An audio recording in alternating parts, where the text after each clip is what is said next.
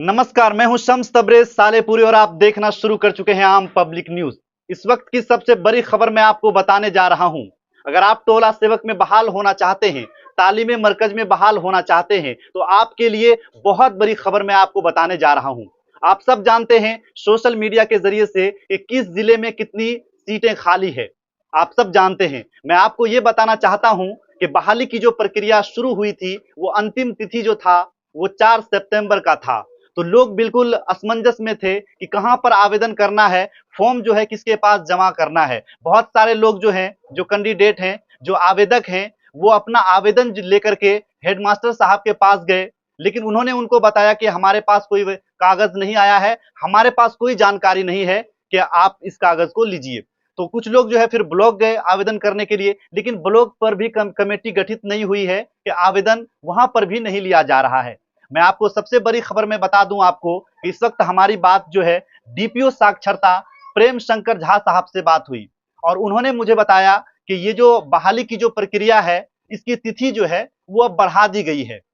बातें जब उनसे हमारी हुई तो उन्होंने ये बताया कि अभी हमारी मीटिंग होना है पटना में और बहाली की जो प्रक्रिया है, सारी प्रक्रिया सोशल मीडिया के जरिए से तमाम लोगों को बताया जाएगा कि बहाली की प्रक्रिया क्या है और किस तरह से बहाल किया जाएगा। इस वक्त की जो सबसे बड़ी समस्या लोगों के बीच उत्पन्न हो रही है, वो समस्या ये उत्पन्न हो रही है कि लोगों को ये समझ में नहीं आ रहा है कि आवेदन कहां करें, आवेदन किस व्यक्ति के पास जमा करें। ये चीजें जो है इस वक्त जो है बहुत ज्यादा लोगों के बीच समस्या उत्पन्न हो रही है। कुछ लोग तो ये कह रहे हैं कि ऑफलाइन आवेदन होगा, कुछ लोग ये कहते हैं कि ऑनलाइन आवेदन होगा, लेकिन लोगों को ये समझ में नहीं आ रहा है कि आवेदन किसके पास किया जाए। तो मैं आपको बता दूं कि आप बिल्कुल निश्चिंत हो जाइए, क्योंकि अब जो ये बहाली की प्रक्रिया की जो अंतिम तिथि, आवेदन की जो अंतिम तिथि दिया गया था वो 4 सितंबर को दिया गया था, लेकिन अब जो है इसकी तिथि बढ़ गई है, क्योंकि प्रेम शंकर झा साहब ने मुझे बताया कि अब जो है हम लोगों की मीटिंग होगी पटना में।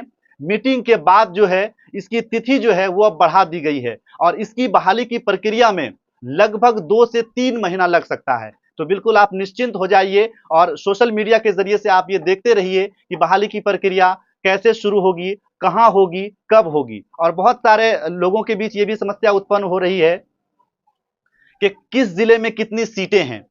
जिला वाइज तो क्लियर हो चुका है कि फला जिले में इतनी सीटें हैं, लेकिन लोगों को यह समझ में नहीं आ रहा है कि किस स्कूल में सीटें खाली है, कहां पर आवेदन किया जाए। ये भी समस्याएं उत्पन्न हो रही है। अगर आप जिला वाइज की बात करें तो सोशल मीडिया के जरिए से जो लिस्ट जारी किया गया है, उसमें सिर्फ जिला को दर्शाया गया है कि इस जिले में इतनी सीटें हैं, लेकिन यह क्लियर नहीं हो पा रहा है कि किस प्रखंड में कितनी सीटें हैं और किस स्कूल में कितनी सीटें हैं। यह सबसे बड़ी समस्या इस वक्त उत्पन्न हो रही है। और मैं आपको बता दूं कि अगर आप पूरी जानकारी लेना चाहते हैं तो आप जो है अपने जिले के डीपीओ साहब से संपर्क करिए। जो डीपीओ साक्षरता के जो अधिकारी होते हैं, अगर आप उनसे बात करेंगे तो इस मसले में आपको वो पूरी जानकारी देंगे और आपको बताएंगे कि किस तरह से इसकी बहाली होनी है, क्या इसका प्रोसेस है, कौन कौन से पेपर इसमें लगना है। तो अगर आप तमाम जानकारी लेना चाहते हैं, चाहे आप बिहार के जिस जिले से हो, आप अपने जिले के डीपीओ साहब से संपर्क करिए और उनसे ये जानकारी लीजिए कि बहाली की प्रक्रिया कब होनी है, किस तरह से होनी है, कौन कौन से पेपर की आवश्यकता होगी और कितनी योग्यता चाहिए। बहुत सारे लोगों को यह समझ में नहीं आ रहा है कि कितनी योग्यता पर यह बहाली हो रही है। मैं आपको बता देना चाहता हूं कि अगर आप मैट्रिक पास हैं और आपके ये जाति बेसिस पे हो रहा है बहाली, आप सब इस चीज को जानते हैं।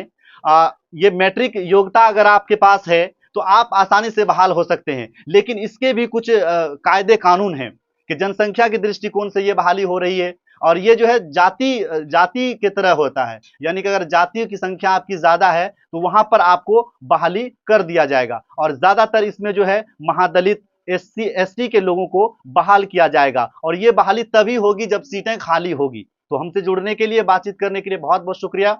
नए वीडियो में हम आपको बताएंगे, जैसे ही कोई अपडेट हमें मिलता है तो हम आप तक जानकारी पहुंचाने की कोशिश करेंगे।